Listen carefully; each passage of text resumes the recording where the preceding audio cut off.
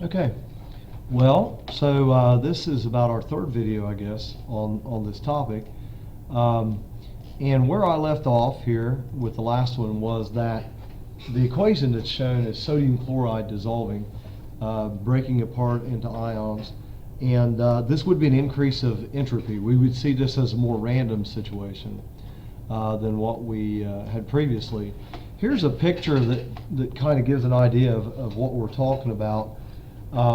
There are a number of processes that have to go on here that I'll get into here on the next slide, like everything that's going on. But this negative ion here, which in sodium chloride would be it's larger, that's the way they show it in the picture, because this would be like the chloride ion. Negative ions tend to get a little bigger. The sodium ion would be the little kind of purplish colored, plum colored deal. And as he's shown a little smaller because he's lost electrons to become a positive ion. So this is a situation where the electronegativity was very, very different between them. One of them gained, one of them lost. And you can see in the real world, we would see a bunch of salt crystals laying down in the bottom of a beaker. What's really going on is a constant interchange between these little water molecules coming in. You can see them putting their polar end with their H's, that's the positive polar end of the molecule, around the negative ion. And if you look at any of the positive ions, like say the one up here that I've labeled, they're going to tend to have the oxygen end, or the delta minus, the negative part of the dipole, toward that. And that's why the ionic things like water, it has this dipolar nature which allows it to interact with both kinds of ions. And while there are exceptions, some things aren't soluble, most ionic materials are, or many are. So here is a summary of everything that kind of has to go on in this process. Okay, had an interruption there. Okay, so I'm going to show you what's actually going on in that process. You start out with solid salt, the solute, and you have the solvent, and you can see the little water molecules going around. And the first step that has to happen when these two things are mixed is kind of like what was on the previous slide. You can see this little block, if you will, on the corner of the crystal being sort of separated off. The water molecules kind of come in, and they put their proper polar end toward the thing and begin to attack that. And so that requires like energy going into the system. That's an input. So you can kind of see we started out at where we were, the dotted line, and there was a little bit of energy that has to come in. You kind of know that sometimes a little bit of heat helps start that dissolving process.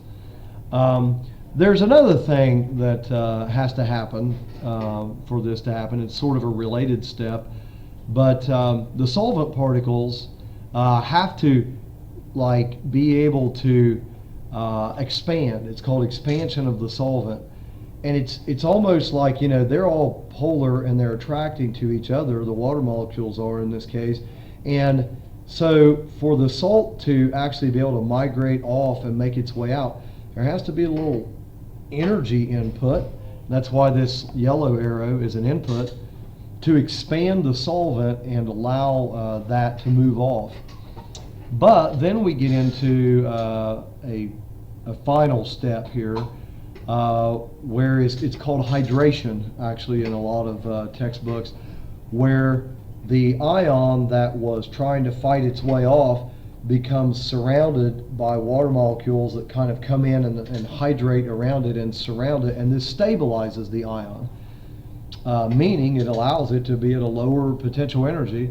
And if you look at this last step, that surrounding and hydration of sort of being all the way around the ion that has come loose from the crystal gives off quite a release of energy, and overall that step gives off so much that the delta H of the solution, in other words the heat of solution or the enthalpy change of solution, is actually a negative, meaning it gives off energy as it dissolves.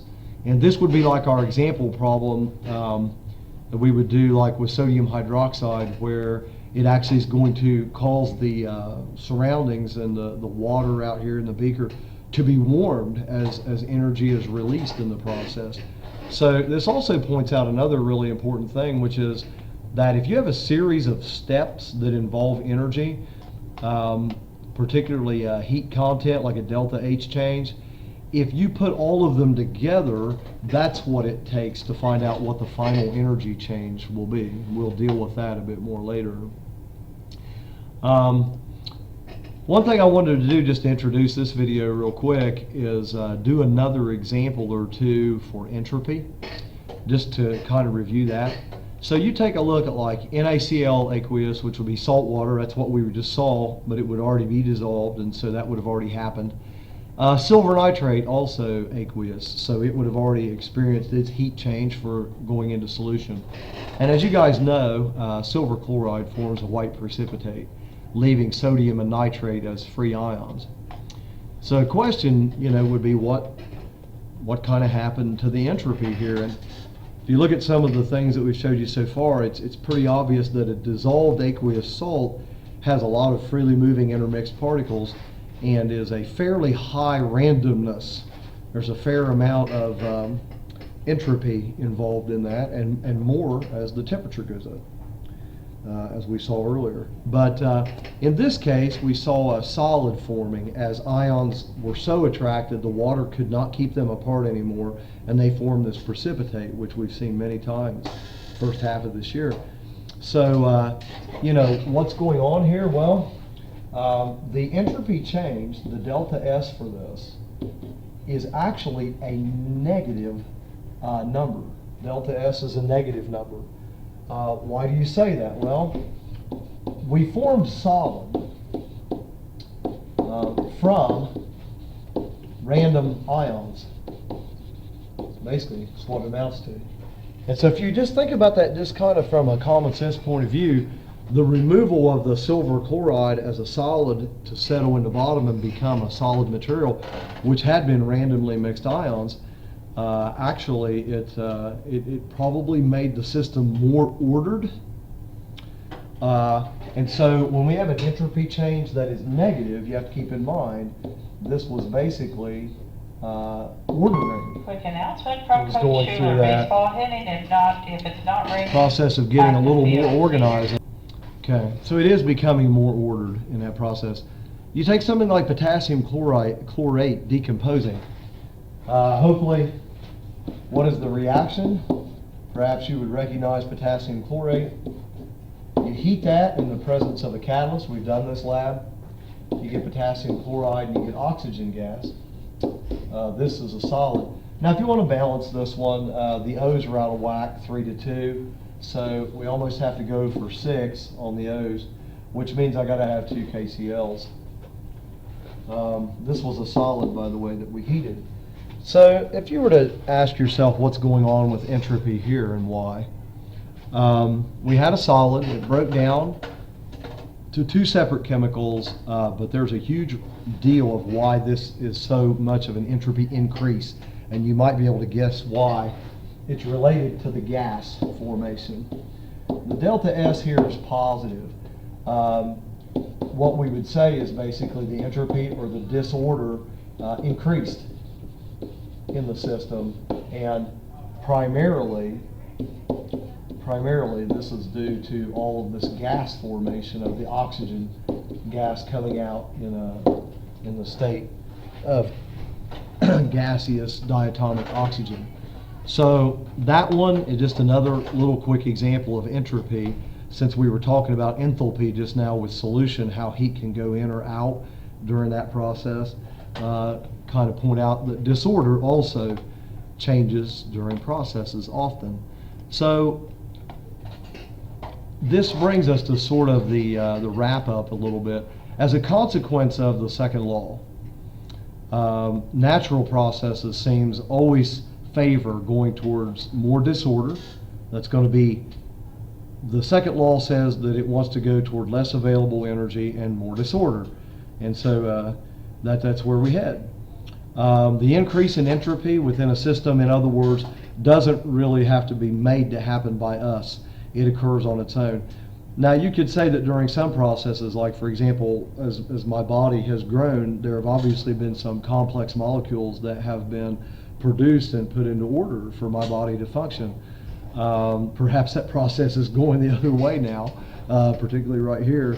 But you can't win though, even though like in a certain location within a system, you might find that an input of energy allows there to be some ordering if you've got a process going on that can accomplish that. But you're gonna lose somewhere. There's gonna be less available energy and more disorder somewhere else. And the net result is that there's always an increase overall. The entropy change of the universe is a positive. And we talked about one day how that's going to result in one day essentially all the energy being wasted off in useless forms and a lot of disorder and uniform temperature, this heat death. So there isn't really a way around it, even though it might appear in a certain location you can overcome it temporarily. The cost's always somewhere else. So basically, as a result of the second law, your general trend is that you're going to give off energy and try to get more disordered. Another way that I like to say this, just to remember it, is the universe tends toward laziness, less available energy, and to messiness, the greatest disorder. There are many examples.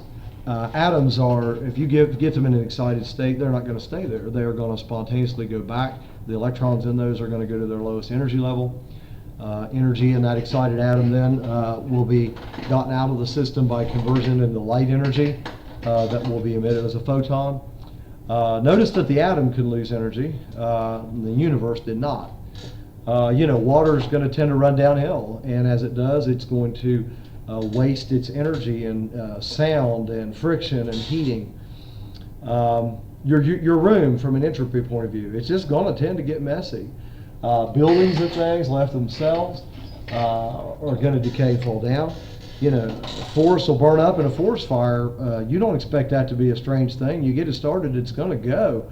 But you would never expect to see energy flowing into a pile of ashes and becoming a forest and becoming back into a more ordered, higher energy state.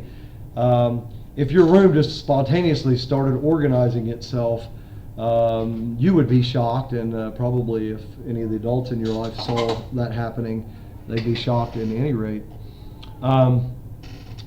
Now, as I say, to wrap the laws up, there are a total of 4 usually that will pop up in textbooks, so we'll just mention a couple here or the other 2. The third law, which basically is that, like, it was something that was stated a little later, the entropy of a perfect crystal is a 0 when the temperature of the crystal is at absolute 0. Basically what they were saying here is it's a law that we believe absolute 0 is absolutely 0. The molecular motion stops there. The atoms in a perfectly pure crystal, perfectly aligned, and they wouldn't move at absolute 0. You got to understand that doesn't mean that there's no movement, like, I guess I shouldn't say between, that's what I have there, within the atoms. Atoms don't like freeze in place. Totally. There's actually something they call 0-point motion that occurs. But the electrons in the atoms are constantly moving. They don't just like totally freeze up and sit there. And then there's one that they call the zeroth law sometimes, because actually it would appear maybe we should have, this ought to be before the first law, maybe. And some people actually, in some books, they will call that the zeroth law, like it's the very first one. And it's kind of, if you look at it, a pretty important one. Comes actually from some of the others. Heat basically is always going to go from a hotter to a colder object. You wouldn't expect to put a cube of ice down in a warm drink and not have the ice melt, and also moving off in the liquid phase. And you'd expect the drink to get a little cooler. If something is at a higher temperature, you expect heat to flow from there to the place that's at the lower temperature. That one's kind of obvious in a way, but it is kind of a big deal. Let me see what I have here real quick. Oh, I'm doing a conversion here, calories per gram to kilojoules per mole. I'm not sure how that got in the notes. But anyway, that's how it would be done. We would need to use all the conversions. You know what? I happen to know what this is for. This is probably a number for a heat of solution for sorbitol. But we'll catch you later.